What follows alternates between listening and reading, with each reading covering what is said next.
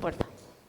Entonces, una diapositiva de anatomía, tenemos un órgano, un oído interno que va a estar en la porción petrosa del hueso temporal y que va a tener 5 órganos sensoriales que nos van a ayudar a captar movimientos rotacionales y de traslación, tanto verticales como horizontales.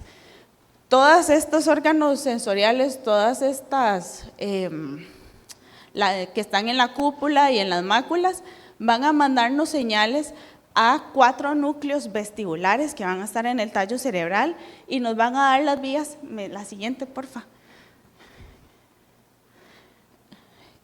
Nos van a dar las señales hacia lo que son el sistema vestibular, que nos van a dar los reflejos vestíbulo-espinales, vestíbulo-oculares y vestíbulo-cólicos. Entonces, como les decía de puro inicio, el vértigo es la 9ª causa de consulta en medicina general.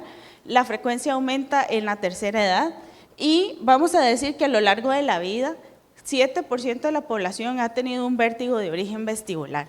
Incluso un BPPV se dice que un posicional, el 50% de la población lo ha padecido a los 75 años. Entonces, ahorita le hablamos por qué.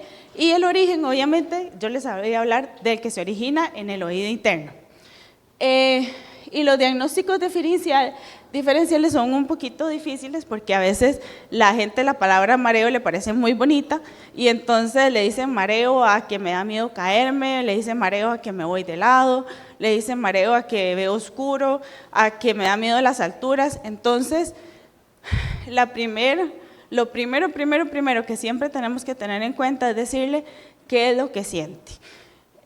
La siguiente, por favor. Como les decía, todas las señales sensoriales, visión, propiocepción, vestibular, van a llegar al cerebro y nos van a dar respuestas sensoriales, las vías vestibulares, y lo más importante es que una cosa es vértigo, sensación giratoria, y la otra es el equilibrio. El oído participa en el equilibrio, pero no es el único responsable del equilibrio, ¿ok? Entonces el paciente lo que tiene es inestabilidad, hay que ver quién es el que está generando el problema de inestabilidad, ¿ok? Y este paciente que dice me mareo, veo oscuro, me voy de lado, las cosas dan vuelta, no necesariamente se va a originar a nivel vestibular, sino también a veces hay señales erróneas a nivel visual y a nivel propioceptivo. Y lo más importante es que el equilibrio es sobrevivencia. Entonces, podemos vivir con uno de los sistemas dañados. No es que si usted le falla la vista va a pasar inestable. No es que si usted tuvo un episodio de neuritis va a pasar inestable. Si alguno de estos 4 falla, es como tener una mesa con una pata ahí medio más corta y está un poquito inestable dependiendo de… Pero el problema es que si fallan 2, esa persona ya no va a estar estable. Entonces, un diabético que tiene neuropatía diabética, retinopatía diabética, a que no tenga nada en el oído va a estar inestable. Y si a ese paciente le da una neuritis o algo a nivel del oído, júrenlo que nunca más va a estar estable. Por más que usted haga, por más buen médico que sea, ese paciente no lo va a poder rehabilitar.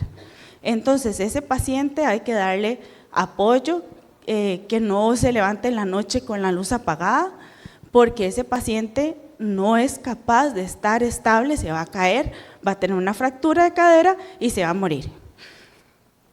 Siguiente.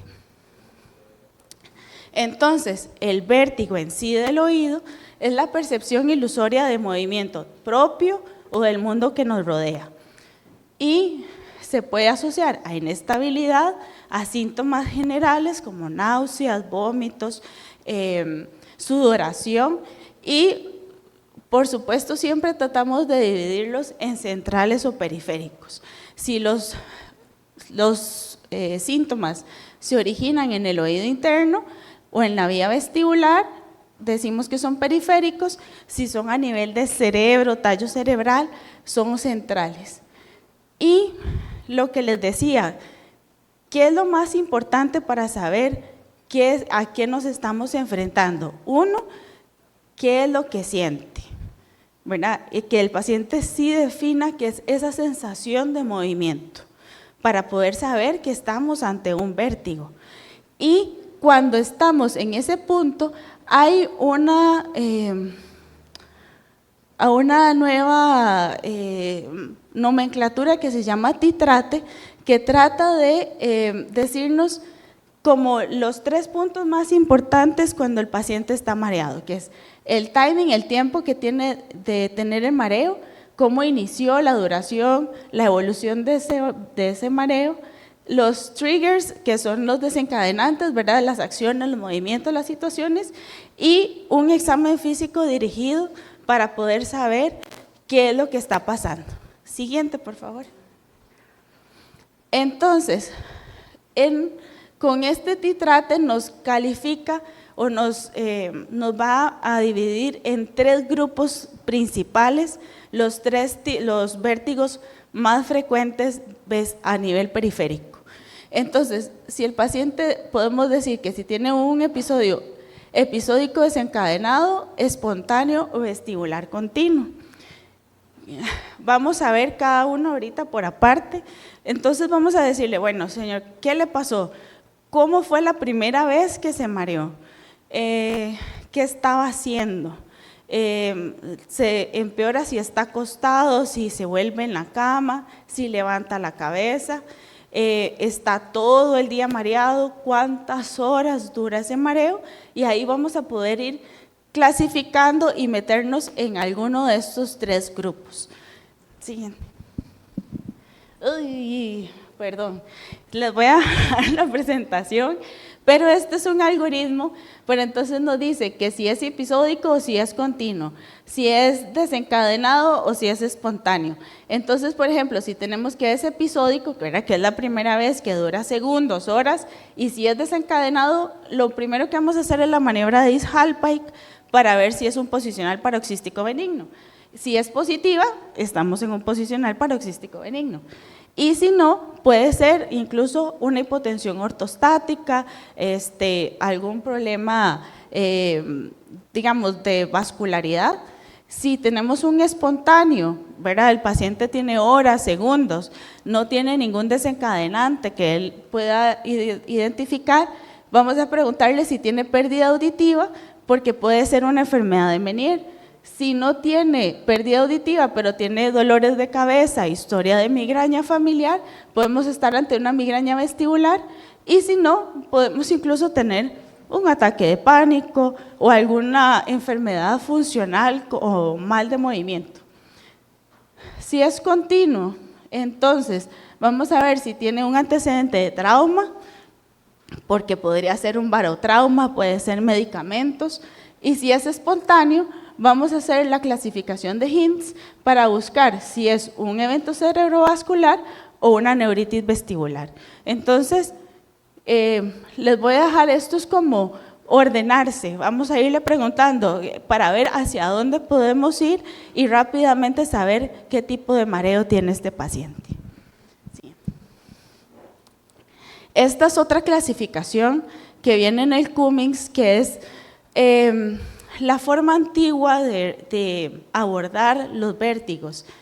Es básicamente lo mismo, nada más que si ustedes ven, digamos, le buscaba si es el primer episodio o solo fue un episodio, me gusta porque toma en cuenta que a veces una enfermedad sistémica, una diarrea, un trastorno electrolítico, puede que la persona se sienta mareado unas horas, un día y no vuelva a pasar nunca más. Y no quiere decir que ese paciente padezca de vértigo o vaya a quedar con algún problema en el oído.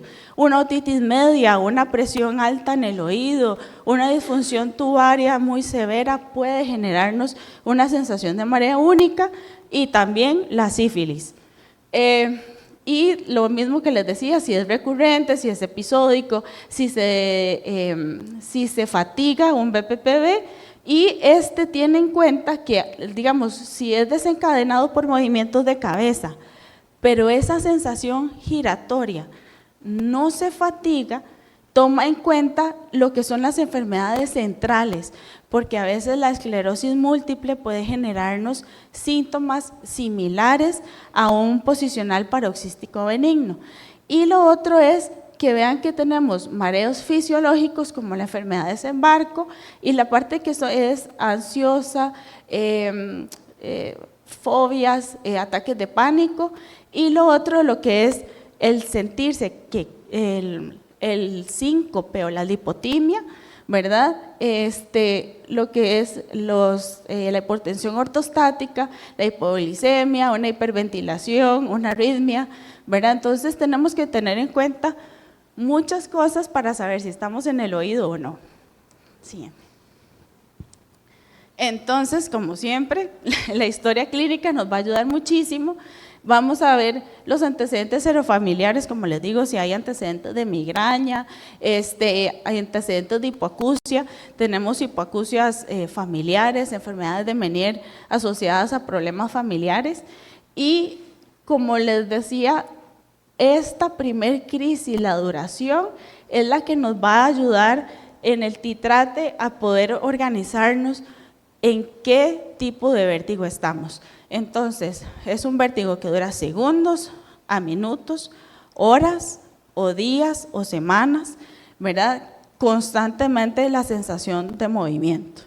Si tiene desencadenantes, si asocia hipoacusia, tinnitus o cefalea, y alguna otra enfermedad concomitante del oído, por supuesto. Siguiente.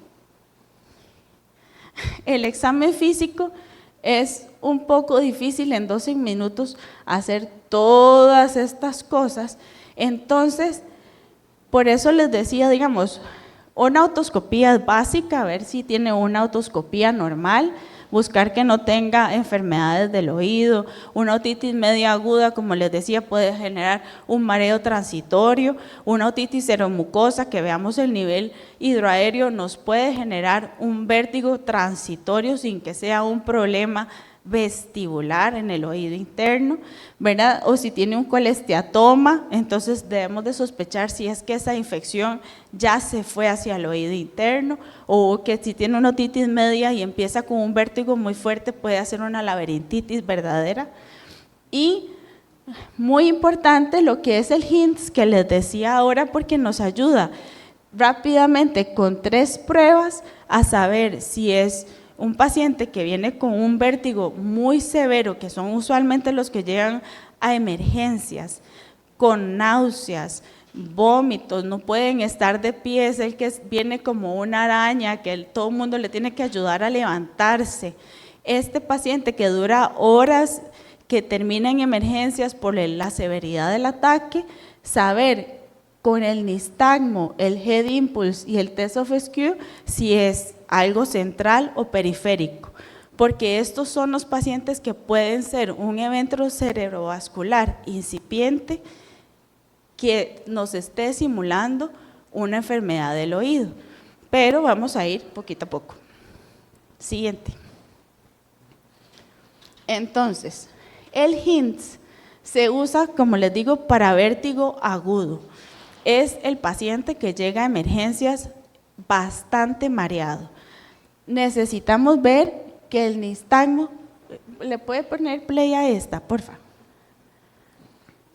Que este ojito se esté moviendo para la misma dirección. ¿Se mueve? No, está aquí. Entonces, de vuelta. Vamos a ver el nistagmo, que sea horizontal o que sea rotatorio, que si es más fuerte hacia la derecha, digamos, ¿verdad? Y los síntomas son del lado derecho, va a ser, ahí ya está. Entonces, vamos a ver que las leyes de Alexander dicen que va a ser más fuerte hacia el lado que está, cuando el paciente vuelve a ver a la derecha es más intenso, cuando vuelve a ver a la izquierda baja la intensidad, ¿verdad? Que no cambie de dirección, que si ve hacia la derecha, bate a la derecha, y si ve a la izquierda, bate a la izquierda. Eso es central hasta no demostrar lo contrario. igual que los nistagmos que son verticales. Tenemos que pensar que es algo central hasta no demostrar lo contrario. Así el paciente tenga un TAC normal, no lo podemos mandar para la casa, ¿ok? Entonces, y lo otro es este paciente que además la desviación de la vertical, el test of skew, sea negativo. ¿Qué es eso? Le vamos a tapar un ojo y después tapamos el otro sin hacer presión sobre el globo ocular y le decimos al paciente que nos vea de frente. Si ese paciente, cuando tapamos alternando los ojos, cambia la altura del globo ocular, o sea, como que acomoda hacia vertical, eso no es normal. Eso es un paciente que tiene algo a nivel central. Entonces, un test of skew, normalmente si cambiamos el ojo, no tiene por qué cambiar, el paciente no tiene por qué mover el globo ocular. Si eso está moviendo, ¿verdad? A veces de repente acomoda hacia horizontal, que de repente porque el paciente quiere como enfocarnos un poquito más, eso no pasa nada. Pero si el movimiento es hacia vertical, eso no es normal y ya con eso, con solo tener esta prueba positiva, es un signo de que es algo, un evento cerebrovascular incipiente hasta no demostrar lo contrario.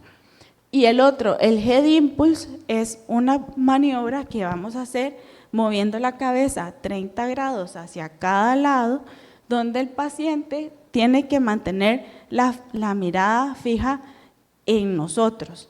Los vértigos periféricos, donde el paciente mueve la cabeza, va a ser una sacada, como un movimiento de acomodación, porque el ojo va un poquito más lento la señal, porque el vestíbulo está dando una señal de error. Eso es normal para un vértigo periférico. Pero si ese paciente movemos la cabeza de lado a lado y no hay ese reflejo de acomodación en un vértigo agudo, eso es sugestivo de que tenemos algo central. Entonces, un nistagmo que no siga las leyes normales, que tenga un nistagmo vertical o que cambie de dirección, sugestivo de que algo central, que el test of skew sea positivo o que el head impulse sea negativo, que no haga ese movimiento de sacada de corrección. Uno mueve la cabeza 30 grados y ve que el paciente, el ojo se mueve de vuelta. ¿Ok? Siguiente. Entonces, ¿cómo vamos a abordar este paciente? ¿Verdad? Siguiente. Entonces, como les decía, tenemos 3 grandes grupos. Ya después de que hicimos esta historia clínica y ese examen físico dirigido, si tenemos un paciente que tiene segundos a horas de mareos, que usualmente estos no llegan a emergencias, sino que llegan a la consulta al día a día, vamos a buscar si se desencadena con movimientos de cabeza o cambios de posición. Entonces, en este grupo, el gran dominante es el siguiente, es el posicional paroxístico benigno. Es el más frecuente. Los otolitos que están a nivel de las máculas se zafan, ¿verdad? Porque hay algún problema de vitamina D, mala absorción de vitamina D, o hay dislipidemia, la hipertensión, la diabetes descompensada que afecta la oxigenación y que esa mácula no es suficientemente fuerte para sostener los otolitos, entonces se zafan y se van al canal posterior el 95% de las veces. Se pueden ir al canal lateral por iatrogenia a veces, como que nosotros mismos hagamos la maniobra mal, y es muy raro que se vayan al canal superior porque casi siempre se va al posterior por gravedad. El superior, 1 o 2 casos como gente que se tira en bungee, entonces de repente se van como al canal superior. El paciente entre crisis se siente bien, es solo cuando se acuesta de un lado de la cama, entonces uno le dice, ¿de qué lado lo siente peor? ¿Para el derecho, para el izquierdo? No va a tener hipoacusia, no va a tener tinnitus, no va a tener cefalea. Y el tratamiento agudo sintomático, ¿verdad? Quitar las náuseas, y lo más importante, este paciente va a resolver con la maniobra, usualmente la más fácil de hacer es la maniobra de Epley. Entonces, la diagnóstico es el disc halbpike, que vamos a acostar al paciente con la cabeza 45 grados hacia el lado que nos está diciendo que está afectado, y vamos a generar una leve hiperextensión cefálica, ya sea en el borde de la camilla o poner una almohada en la espalda para que el paciente pueda hiperextender y no deje la cabeza como guindando. Y si ustedes ven, cuando está haciendo la maniobra, le está sosteniendo la cabeza. Siempre, siempre, siempre cuando empezamos a hacer las maniobras, no podemos soltarle la cabeza al paciente, porque se desorienta.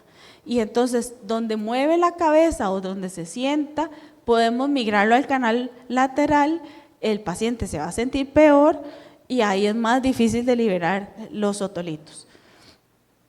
Siguiente. Entonces, lo que les decía, la maniobra más fácil de realizar de reacomodación es la maniobra de Epley. Si ustedes ven, empieza igual que el disc halbpike. Acostamos al paciente, vean que tiene la almohadita en la espalda, generamos la hiperextensión cefálica, 45 grados, y una hiperextensión de alrededor de unos 30 grados, sostenemos la cabeza y ahí vamos a ver un nistagmo que es rotatorio hacia arriba y hacia el lado que estamos valorando. Vamos a ver ese movimiento del ojo. Esperamos 1 minuto más o menos hasta que se paren y los otolitos ya se acomodan, y entonces la segunda posición, ya es donde empezamos con el disc halbpike positivo, movemos 90 grados hacia el lado contralateral, igual esperamos 1 o 2 minutos y después 90 grados más en este lado hasta que la nariz queda pegando con la camilla, ¿ok? Y de ahí le pedimos al paciente que se siente con la cabeza hacia abajo y ya ahí sacamos 90% de las veces es efectiva una maniobra de Epley.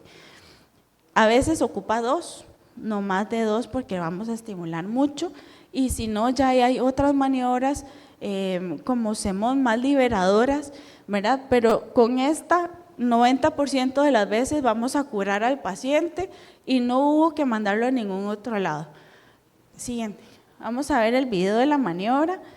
Como les digo, el 50% de la población ha tenido un BPPV en la vida al llegar a los 75 años. Y aunque no tiene, a ver si… Ay, la perdimos en el camino. El 50% de la población ha tenido un episodio a lo largo de la vida, y la vitamina D, aunque vivamos en un país tropical, la gente ya no se asolea, y si sale de la casa anda con bloqueador porque obviamente el cáncer de piel no deja de ser despreciable. Entonces, no subestimemos la vitamina D, y la dosis usual de vitamina son 2000 unidades por día para que el paciente no, aparte del riesgo de osteopenia y todo lo demás, también los otolitos se van a estar zafando. Entonces, crónicamente el paciente debería tomar vitamina D. ¿Ok? Siguiente. Entonces, en estos episódicos desencadenados, podemos tener las fístulas perilinfáticas, que es el paciente que se marea con ruido. Son pacientes que están bien, pero digamos, de repente están en el baño, hacen mucho esfuerzo en una valsalva, se marean, o hay un ruido muy fuerte, se marean. Pero estos pacientes usualmente tienen algún antecedente de trauma, ¿verdad? Algún accidente de tránsito, una fractura del hueso temporal o algún antecedente quirúrgico. Siguiente. Como estas fracturas, ¿verdad? Que es las fracturas transversas del hueso temporal que pasa directamente a la cóclea de lado a lado. Usualmente esos son pacientes que obviamente ya llegaron a un otorrino o a un servicio de emergencias, pueden asociar hipoacusia. El manejo casi siempre es quirúrgico porque hay que ir a reparar este daño en el oído interno. Siguiente. Y el manejo va a ser otorrino o neurocirugía dependiendo de donde esté la lesión. Siguiente. Aquí tenemos más 1001 fracturas, incluso cirugías de oído, pedectomías, nos pueden generar fístulas acá, o colesteatomas que erosionan el canal lateral o el canal superior o posterior. Y lo otro que también es episódico y desencadenado son los mareos fisiológicos. Todos conocemos al que no puede ir en la parte de atrás del carro o que se sube en el ferry y termina vomitando todo el camino porque no aguanta el movimiento, ¿verdad? La enfermedad de desembarco es una hipersensibilidad o una intolerancia al movimiento. Es muy frecuente en personas que son migrañosas o en niños que van a ser migrañosos, ¿verdad? Este chiquito que en los viajes siempre se vomita. Esto es fisiológico, es totalmente, es incómodo, pero se puede rehabilitar tratando de decirles, bueno, no vayas viendo el teléfono en el carro, vaya en el frente, viendo hacia el frente, y después podemos hacer un tipo de rehabilitación vestibular hasta que el paciente ya tolere el movimiento, dependiendo de lo que le afecte en su vida diaria. Y obviamente siempre tener antieméticos, antihistamínicos a mano, porque es el que se va a vomitar en el carro en el camino. ¿Ok? El segundo grupo son los episódicos espontáneos. Entonces, estos igual duran segundos a días. El paciente se sintió, ¿verdad? Pasó, pero no encuentra ningún desencadenante. O sea, no es que se marea en la cama, no es que se marea, está mareado en cualquier momento, en cualquier posición, de pie o sentado o acostado. Entonces, en este grupo, la más frecuente, digamos, de los del oído, siguiente, es la enfermedad de Meniere. Pero la enfermedad de Meniere tampoco es que sea tan frecuente, ¿verdad? La incidencia en la población general es de 1 en 1000. Este vértigo se asocia a hipoacusia, tinnitus, sensación de oído tapado y obviamente la sensación de mareo que dura desde minutos hasta días.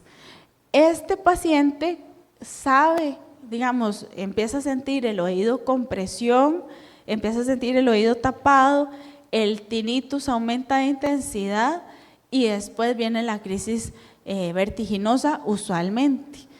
Y tienen una característica que cuando hablamos de pérdida de audición, la mayoría de pérdidas de audición siempre empiezan en los ruidos agudos, por la forma en que está el nervio auditivo, son las fibras más sensibles a isquemia, a hipoxia, a medicamentos, la posición en la cóclea, todo hace que casi todo empiece siempre en agudos, excepto la enfermedad de Meniere, que la pérdida de audición es más en graves. Entonces, estos pacientes, hay un protocolo de tratamiento donde deberíamos empezar de la caja. Lo que se puede empezar es, documentar que tiene la pérdida auditiva, que tiene las 3 cosas. El diagnóstico diferencial son tumores, pero son diferentes los tumores, los neurinomas, porque es un constante, los síntomas de mareo van aumentando con el tiempo, pero no se quitan, ¿verdad? No es esa crisis, por esto es episódico. Un tumor sería un vértigo continuo. Y lo otro es, la pérdida de audición, y empezamos con diuréticos en dosis bajas, no en dosis antihipertensivas. Podemos usar acetazolamida, podemos usar hidroclorotiazida, podemos usar furosemida, ¿verdad? Y el segundo, aquí es súper importante, la betahistina, porque es el que se ha demostrado que logra detener ese problema en la producción de endolinfa, en la reabsorción de la endolinfa, y nos ayuda a que este oído no siga muriendo. Siguiente. Este es un corte, por supuesto. El diagnóstico definitivo antes de la enfermedad de Meniere era post-mortem, porque no podemos cortar una cóclea de alguien que está mareado, pero vemos que la rampa, la parte de la rampa coclear aumenta la presión, y esta membrana, la membrana de Reisner, es una capa de 2 células. Entonces, donde hay esta presión alta, se rompe y se mezcla la perilinfa con la endolinfa.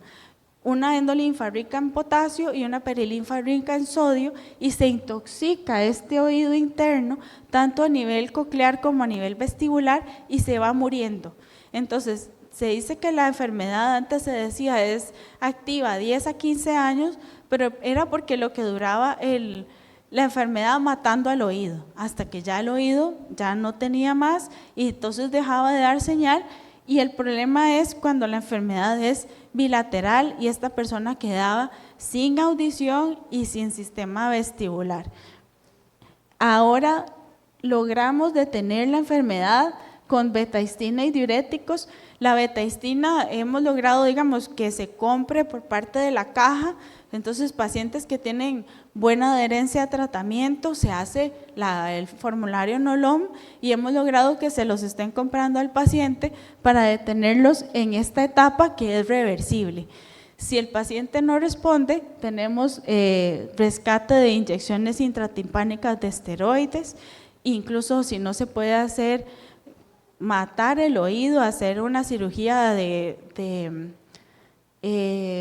saco endolinfático o una inyección de gentamicina, o incluso terminar matando el oído más rápido de lo que haría la enfermedad en pacientes unilaterales con síntomas muy severos.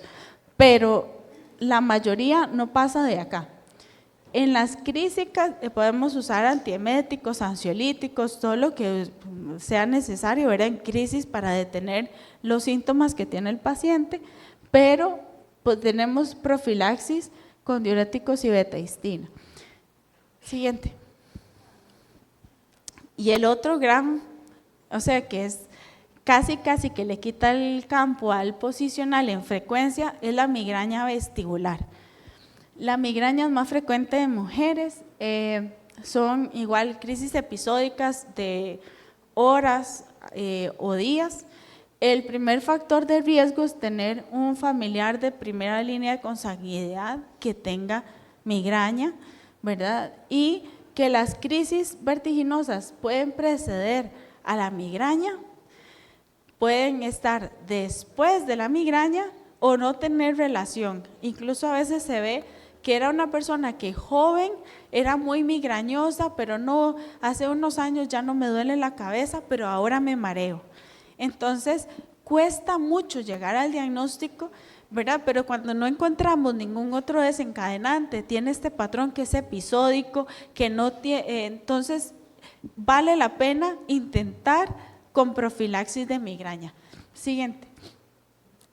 Igual, tiene que tener los criterios de migraña vestibular, ¿verdad? Que tenga fonofobia, fotofobia, que sea de 5 minutos hasta máximo 3 días, la historia actual o previa de migraña, y por eso les decía la historia previa. A veces tienen años de que ya no les duele la cabeza, no, se me fue la regla y ya no me duele tanto, pero ahora me mareo. Entonces, es un poco a veces complicado convencer al paciente de que la migraña que tuvo de joven es lo que lo está mareando ahorita. Los síntomas, ¿verdad?, no se pueden atribuir a otra causa, y lo otro es que, ¿verdad?, que tenga al menos 5 episodios y que cumplan, o sea, el definitivo es que cumplan con tanto A, B, C, y los probables, los que cumplen solo con B y C, o sea que apenas están empezando, que no tienen esos 5 episodios documentados. El tratamiento agudo, igual que cualquier agudo, podemos antieméticos, Placil, Gravol, Podemos usar AINES, acetaminofén, como si tuviera una crisis de cefalea, aunque no tenga dolor de cabeza. Podemos tratarlo como una crisis de migraña y incluso benzodiazepinas si el paciente está muy ansioso. Y el tratamiento crónico es la profilaxis de migraña. Yo como otorrino lo que casi siempre empiezo es propanolol, 10 miligramos BID, ¿verdad? Que es, a menos de que sea asmático o tenga alguna condición cardíaca, amitriptilina, 10 miligramos hora sueño. Usualmente no paso a anticonvulsivantes, ni a verapamilo, ni a ningún otro. Si no responde, lo mando a neurología. Pero usualmente los pacientes con eso van bajando y hay que explicarles que el tratamiento de profilaxis no es que de hoy para mañana se le va a quitar el dolor de cabeza y el mareo. Entonces tienen que llevar como un tipo agenda viendo que las crisis sean cada vez menos frecuentes y menos intensas, tanto de mareo como dolor de cabeza. Siguiente. Y en este grupo también están los vértigos psicógenos, los ataques de pánico, y hay otro tipo de mareo que es el PPPD, que es el vértigo perceptual, persistente, posicional. El PPPD es como un estrés postraumático de alguien que sí tuvo vértigo, que en algún momento tuvo una neuritis, un BPPV o una migraña, pero después queda tan ansioso y con tanto miedo de volverse a marear que se marea con cualquier cambio de posición. Entonces, estos pacientes siempre hay que mandarlos a psiquiatría, psicología. De hecho, el PPPD responde muy bien a venlafaxina y hay que hacerle entender al paciente que su vértigo ya pasó y ahora lo que tiene es la ansiedad de volver a marearse. Porque es tan feo, lo sintieron tan feo marearse, que los dejó traumados literalmente. Y es que, o sea, yo no sé si alguno ha tenido vértigo alguna vez, ¿verdad? Pero de repente levantarse todo a vueltas, usted lo primero que piensa es que se va a morir, que tiene algo malo, y que de repente le digan que no es nada, que tranquilo, pero usted no sabe si le va a volver a pasar. Entonces, no es tampoco despreciable, digamos, la sensación de sentirse que todo da vueltas y que usted de repente puede quedar semanas sin volver a ser usted mismo y nunca le avisó, o sea, le cambió la vida de un momento para otro. Siguiente. Y el último grupo son los vestibulares continuos, son los pacientes que tienen síntomas días, semanas o incluso meses.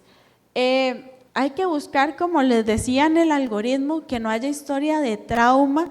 A veces las contusiones, los traumas craneoencefálicos, la toxicidad o ototóxicos pueden estar en este grupo y estos pacientes usualmente pueden también tener inestabilidad por el origen de este tipo de mareos. Siguiente. Entonces, la neuritis, siguiente por favor. La neuritis vestibular es el que, como les decía, es el paciente que llega a emergencias porque tiene horas, sí, eso, porque tiene horas de estar mareado. La neuritis da muchos síntomas, inicia súbito, casi siempre empieza como en la madrugada. De repente el paciente se levanta, todo da vueltas, no tiene hipoacusia, no tiene tinnitus, puede haber estado enfermo, estresado en los días previos de la crisis, ¿verdad? Que estuviera con algún cuadro viral, y el factor de riesgo es la varicela. Se ha visto que el virus de varicela, así como el herpes zóster, puede quedar en el ganglio de Scarpa y el paciente ante este cuadro de inmunosupresión transitoria empieza con el cuadro de mareo. Es el que viene con ese nistagmos a emergencias, que no se puede, se va de lado porque realmente le ataca todo el sistema vestibular de un momento para otro. Siguiente. El tratamiento en emergencias, esteroides para desinflamar, antieméticos, antihistamínicos, ansiolíticos, betahistina para oxigenar, para mandarlo a la casa, y la rehabilitación vestibular si ese nervio quedó funcionando menos. Este paciente, si en emergencias no se logra desinflamar, si no se le mandan esteroides y betahistina para la casa, sí puede quedar con una hipofunción vestibular y es el paciente que va a decir que padece de mareo. Lo otro es que estos pacientes es raro que vuelvan a tener crisis, pero digamos, si vuelven a tener cuadros de mucho estrés puede reactivarse la enfermedad y de repente tener, es que yo me mareo como cada 5 años me da esto cuando estoy muy estresado. Ese es como el típico paciente. Siguiente.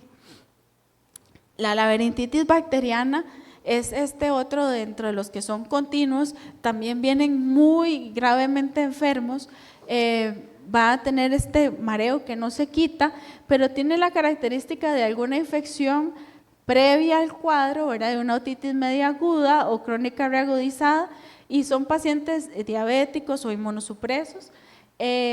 Y obviamente el tratamiento pues son pacientes que terminan internados con antibióticos y hay que ver según la gravedad de lo que tenga si va a quedar con ese oído apagado, ese oído muerto o no, dependiendo de la severidad de la infección que haya tenido.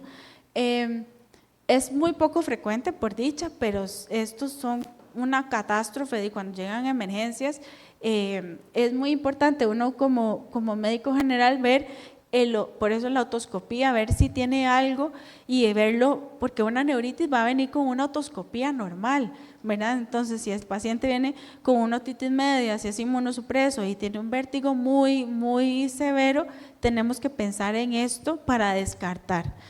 Siguiente.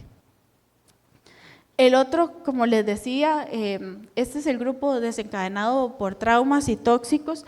Los ototóxicos, señalados aquí el cisplatino, pacientes que han estado en quimioterapia, incluso la gentamicina, los aminoglicósidos, van a generar daño en las células ciliadas a nivel vestibular.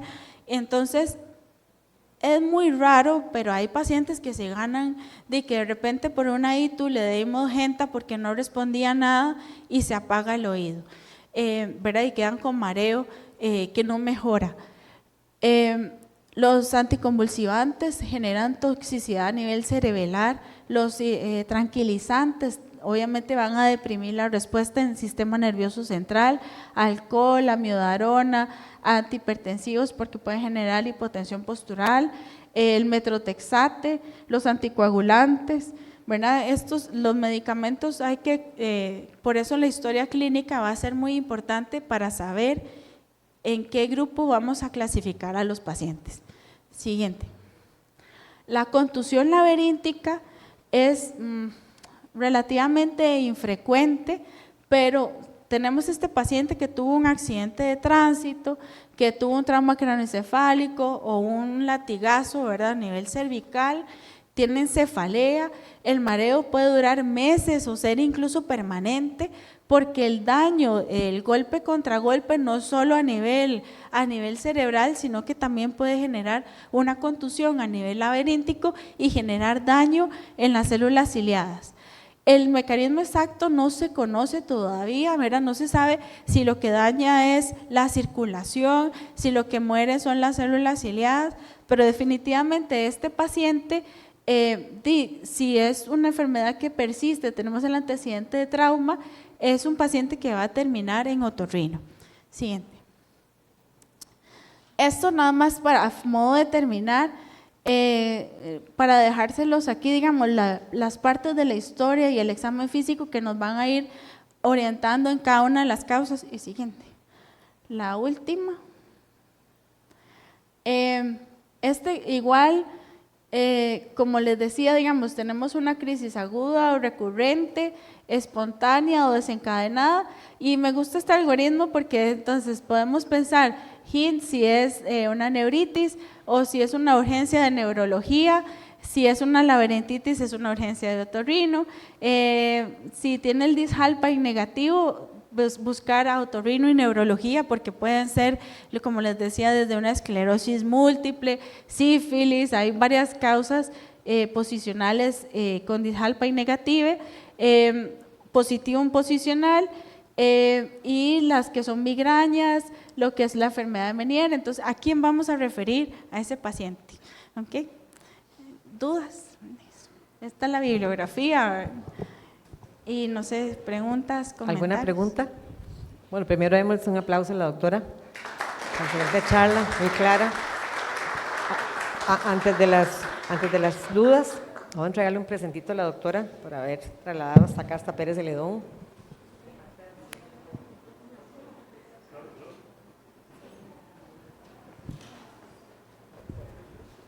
Preguntas por acá. Buenos días, Doc. Muchas gracias. La betahistidina se puede usar indefinidamente a dosis de 48 toda la vida del paciente. Y, por ejemplo, bueno, el laboratorio muchas veces dice que el primer mes se usa 48, luego se baja a 16 B y D. Ajá. Estos casos puede ser, por ejemplo, que un BPP y más que todo. Al neuritis podemos usar 48, después bajar a 24 BID o a 16 BID. Para el Meniere, la dosis mínima es 48 miligramos, ya sea 24 BID o la 48D, y la enfermedad de Meniere, como les decía, dura activa alrededor de 10, 15 años, entonces hasta que la crisis no para, no podemos, o sea, que el paciente ya tenga realmente por lo menos 6 meses de nada de mareos, nada de hipoacusia, que la hipoacusia esté estable, que los test de discapacidad vestibular y por tinnitus estén ya en cero, que ya realmente no le genera molestias, podemos tratar de quitarla. Pero les da tantísimo susto que usualmente el nolom lo tenemos aprobado de forma indefinida incluso en el hospital. Las neuritis son los que podemos empezar en dosis altas, irlos bajando 3 meses y ya le quitamos el medicamento, porque lo que necesitamos es que ese nervio no se muera. Entonces en neuritis se recomienda alrededor de 3 meses y ya. Y bueno, un dato así que en mi experiencia he tenido, muchos pacientes ya llegan tomando 1 o 2 al día, qué sé yo, y la dejaron. Entonces no están tomando la dosis tope de 48 por día, entonces no cumplen el tratamiento mínimo, por lo menos digo yo 1 mes, porque a veces no pueden costearlo. Sin embargo, sí es importante que lo terminen por lo menos 1 mes, porque mientras los otolitos se van acomodando, ¿verdad? Exacto. Y otra pregunta que tenía era, bueno, cuando yo hago Dish-Alpine, siempre me cuesta pronunciar el nombre, muchas veces uno le manda al paciente y le dice, trate de mantener la mirada fija, pero a veces no la mantienen fija, bien para todo lado. Sin embargo, presentan o dicen que se marean, ¿verdad? Se considera positivo a pesar de que tal vez uno le cuesta, digamos, ver la respuesta ocular. Entonces, esa sería más que todo la pregunta, ¿verdad? Usualmente un posicional, vamos a ver el nistagmo clásico en los primeros 3, 4 días. Como es un vértigo benigno periférico, lo que es la fijación de la mirada nos va a costar mucho verlo si no tenemos lentes de Frenzel y no abolimos la fijación visual. Entonces yo siempre se las hago por el beneficio de la duda, precisamente porque siguen todas las características del posicional, que dura los síntomas menos de 1 minuto, que si lo volvemos, cosas que podemos hacer es volver a hacer la maniobra y lo siente menos porque se fatiga. Entonces de repente nos quedó dura, lo volvemos a acostar y dice, no, ya ahora lo sentí un poquito menos. Entonces es un posicional que va en vías de resolución. Igual se recomienda hacer la maniobra como para terminarle de ayudar. Algo que no dije importante, se recomienda, la escuela europea recomienda 3 días de evitar movimientos cefálicos, levantar la cabeza, agacharla, porque los otolitos quedan flotando para que no se vuelvan otra vez a ir al canal posterior, que no duerma de ese lado por 3 días. Los gringos no, o sea, por temas de incapacidades y todo, los gringos dicen, no, usted se la hizo y lo manda a vida normal, ¿verdad? Pero realmente yo recomiendo 3 días de evitar movimientos, de estarse agachando, los incapacito 3 días para que no hagan movimientos cefálicos y les dejo los oxigenantes y la vitamina D. Tal vez una cosa más sería, por ejemplo, AVO tiene una plataforma de ejercicios, porque a veces también uno en la práctica no tiene todo el tiempo para explicarle al paciente, tiene que hacer estos ejercicios en casa para mejorar la recuperación. Ellos tienen una plataforma muy buena donde uno le dice al paciente, revisen esta página y haga los ejercicios en casa. Entonces esos son muy buenos para la neuritis, para que el paciente rehabilite ese oído que quedó funcionando menos. Hay que tener cuidado porque si es un migrañoso o un Meniere, no pueden hacer los ejercicios cuando están en la crisis, porque la va a empeorar. Entonces, de repente, digamos, si queremos recomendar los ejercicios, digamos, de la plataforma, tiene que ser cuando el paciente ha bajado la crisis, que ya sea menos frecuente, menos intensa, ¿verdad? Que por lo menos tenga entre crisis una semana, para que no le vayamos a estimular, porque más bien, la migraña y el Meniere es una hiperreactividad a nivel vestibular, entonces si más bien los ponemos a hacer ejercicios, los podemos activar. Entonces de repente va a decir, no, esa doctora más bien me puso peor, ok, entonces sí hay que tener cuidado. La neuritis, después de la crisis, se recomiendan los ejercicios para darle la rehabilitación. Los BPPVs a repetición, hay otro ejercicio que tiene la plataforma que se llama Brandarov, que son los pacientes que hacen BPPV constantemente. El Brandarov lo que hace es desensibilizarlos, que esté moviendo la cabeza de tal forma que ya aunque los otolitos anden sueltos por todo lado, el paciente, el vestíbulo tenga abolido a la señal. Pero digamos, son para pacientes que tienen muchas crisis muy frecuentes, que no los logramos controlar con nada, porque son diabéticos, hipertensos, porque, ¿verdad?, que tengan algo más. Buenos días, doctora. Una consulta. En el primer nivel de atención, muchas veces, yo trabajo en el servicio de emergencias, aquí en el HOSPI. Ellos llegan con la crisis, uno le hace las maniobras, le hace las pruebas, ya descartó que fuera algo central, vio que es algo periférico, lo medio estabilizó, por decirlo así, pero ¿con qué medicación lo podemos enviar? Porque muchos no tienen control en el EVAIS y para enviarlo a otorrino tienen que hacer una prueba terapéutica. Entonces, muchas veces lo que hacemos es una referencia, continuar manejo en el EVAIS, prueba terapéutica y luego referir a otorrino. Y emergencia es un servicio, sí, tenga, estabilice y váyase si todo está bien. ¿Con qué no podemos referir nosotros al EVAIS para que los compañeros continúen? ¿Cuánto tiempo es la prueba terapéutica? Y qué requisitos debe cumplir para hacer la referencia bien, porque nosotros nos dan, ahorita estaba pidiendo a una compañera, a nosotros nos dan una guía, pero cuesta mucho cumplir todos los requisitos. Entonces, de esa guía que nos envían, qué maniobra, qué esto, qué tratamiento de esto y todo eso, cuáles son como los más específicos para poder referir un vértigo a otorrino.